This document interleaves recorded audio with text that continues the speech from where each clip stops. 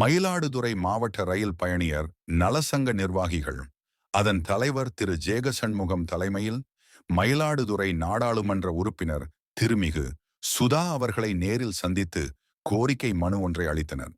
அதில் சீர்காழி மற்றும் வைத்தீஸ்வரன் கோவிலில் கொரோனா காலத்திற்கு முன்பு ஏற்கனவே நின்று சென்ற ரயில்களை மீண்டும் நின்று செல்வதற்கும், அந்தியோதயா அதிவிரைவு ரயிலை சீர்காழியில் நின்று செல்வதற்கும் ஆவணம் செய்யும்படி கேட்டுக்கொண்டுள்ளதோடு, விழுப்புரம் திருச்சி இடையே இருவழித்தடம் அமைக்க வேண்டும், தரங்கம்பாடி இணைப்பு பாலம் அமைத்திட வேண்டும் என்கிற கோரிக்கைகளும் வலியுறுத்தப்பட்டுள்ளது.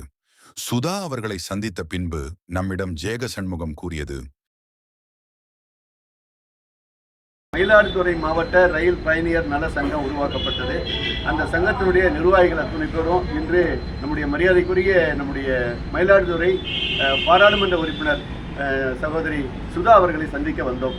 முக்கியமாக சந்திக்க வந்தது மரியாதை நிமித்தமாக இருந்தாலும் கூட, பல்வேறு காலகட்டங்களிலே பல வகையான நடவடிக்கைகளை மேற்கொண்டும் வைத்தீஸ்வரன் கோயில் பகுதியிலும் சீர்காழி பகுதியிலும் நின்று செல்லாத ரயில்களுக்கு நிறுத்தம் கோரி பலமுறை விண்ணப்பித்தும் நம்முடைய கோட்ட ரயில்வே மேலாளர் அவர்கள் செவிசாய்க்கவில்லை என்ற காரணத்தினால் அதை இன்னும் மேலும் அழுத்தம் கொடுப்பதற்காக பாராளுமன்ற உறுப்பினர் மிக துரிதமாக எல்லா வகையிலும் செயல்படுவதனால் நேரடியாக அவருடைய கவனத்திற்கு கொண்டு செல்வோம் என்ற எண்ணத்திலே வந்தோம். அதே போல மனுவை கொடுத்தோம். உள்ள நிலைமைகளை விளக்கமாக எடுத்து உரைத்தோம். நிச்சயமாக தன்னால் முடிந்ததை வெகு விரைவிலே செய்கிறோம் உறுதிமொழியை எங்களுக்கு தந்திருக்கின்றார். ஆக இது எங்களுக்கு ஒரு மகிழ்ச்சியான சந்திப்பாக எங்களுடைய அமைப்பு கருதுகிறது.